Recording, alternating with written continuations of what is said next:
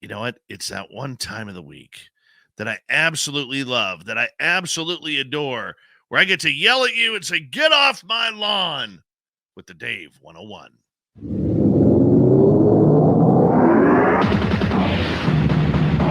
It's time for Dave 101.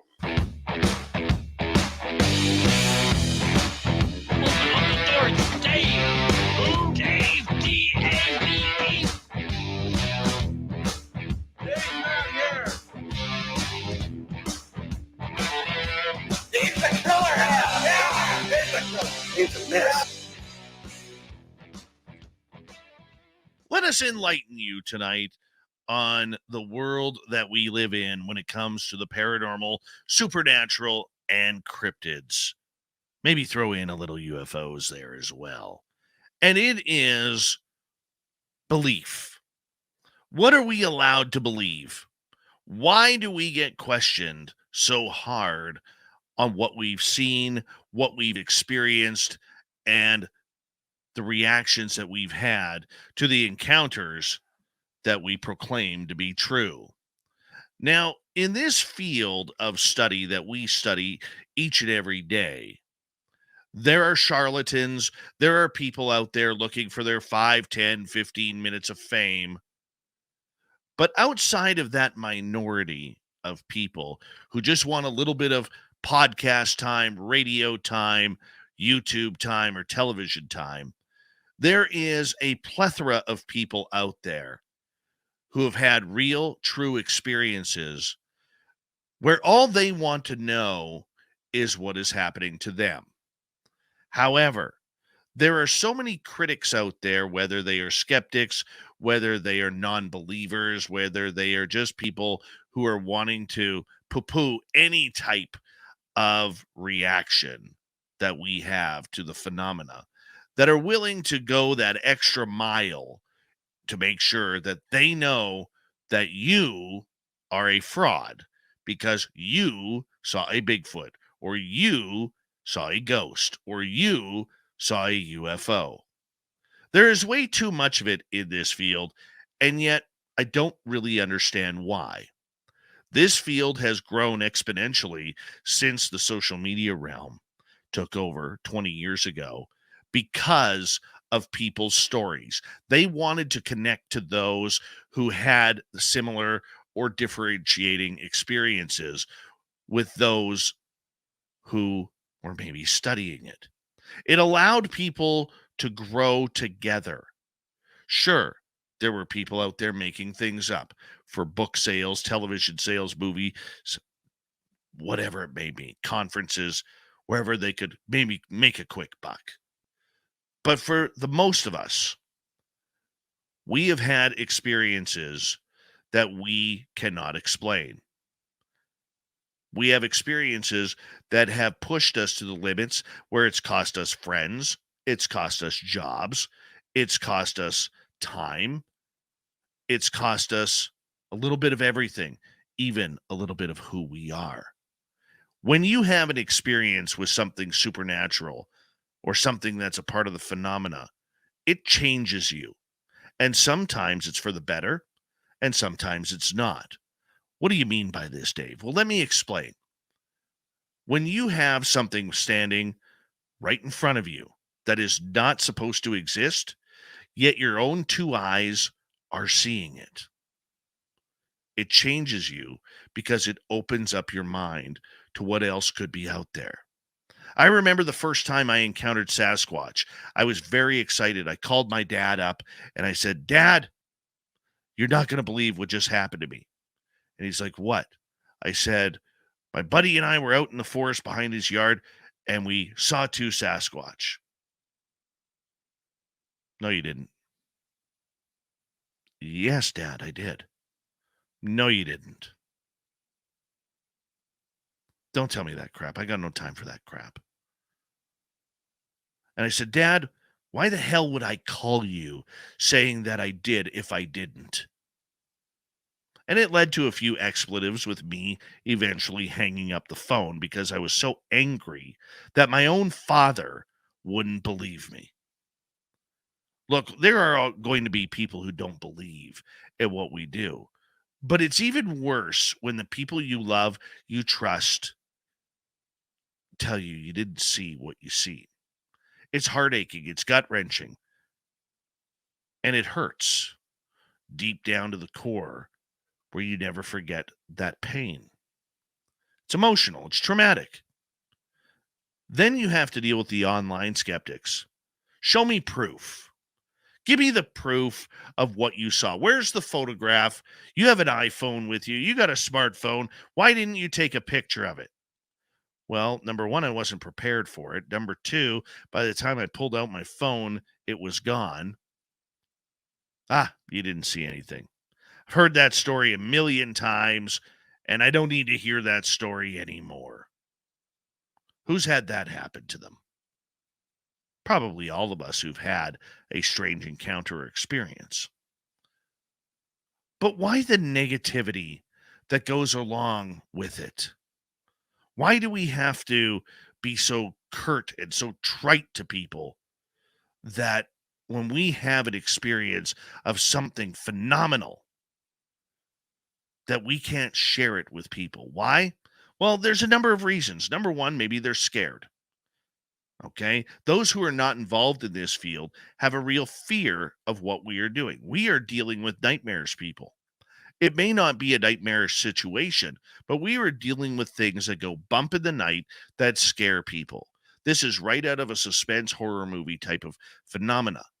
Whether it's having a monster lurk around you in the forest like Sasquatch or Dogman, whether it's waking up and seeing a ghost in your house or gray aliens getting ready to take you, whether it's a UFO that seems to be hovering over where you are, and the next thing you know, it's 4 hours later. These things are happening. These things are real. These things are all a part of learning what the phenomena is all about. And slowly but surely, the phenomena is bringing us more and more experiencers. And the beautiful part about it is, as this topic becomes more mainstream, more and more people will feel more comfortable coming out of the woodwork and talking about it, whether it's mainstream or whether they hide behind a nickname on a YouTube channel. People want to learn. People want to know what is going on. This is why it's important that we at Spaced Out Radio keep expanding, because we want to open up to those markets to allow people to make sure that they know they have a comfortable spot where they aren't going to be called crazy. They aren't going to be called nuts. And most importantly, they're not going to be called liars for telling a fib of what they encountered. Yes, this could be a cruel, cruel field, but it's filled with the majority of honest, good-intentioned people who really want to figure out why them. Nobody asks for the phenomena to happen.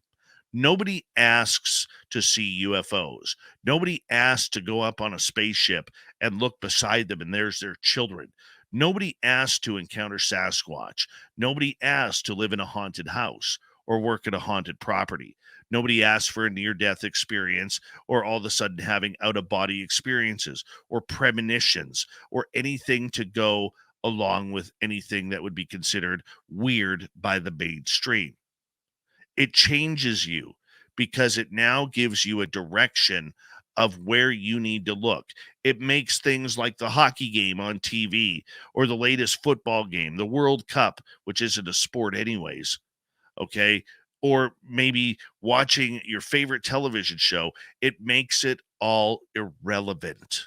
Look, guys, I used to be a sports reporter where I knew every player that was going to be drafted into the NHL. I knew their stats. I knew where they played junior or whether they played college. I knew everything. Ask me to name a brand new hockey player today. I can't, because I gave it up.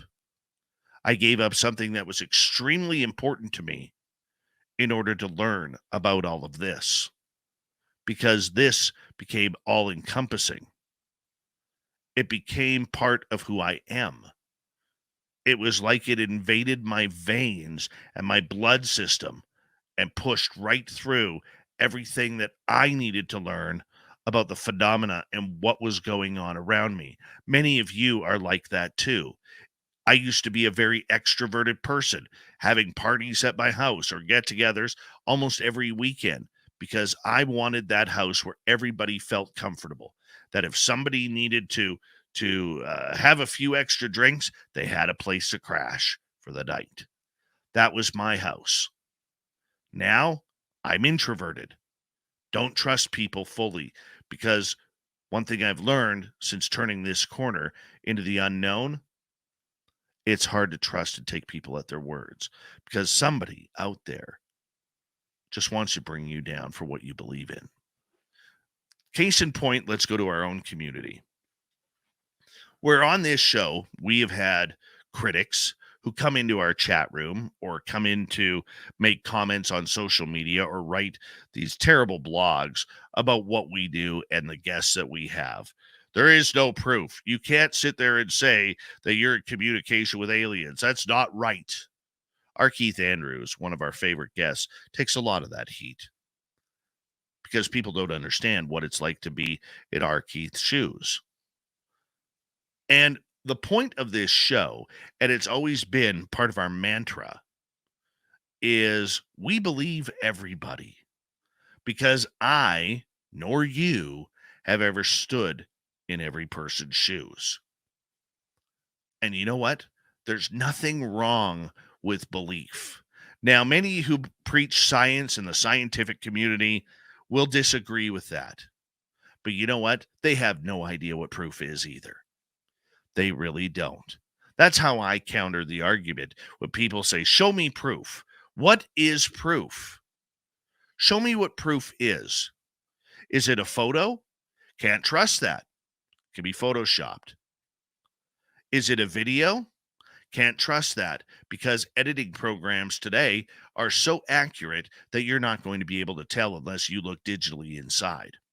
CGI is too good today, where even the basic 11-year-old can create CGI that looks all too real.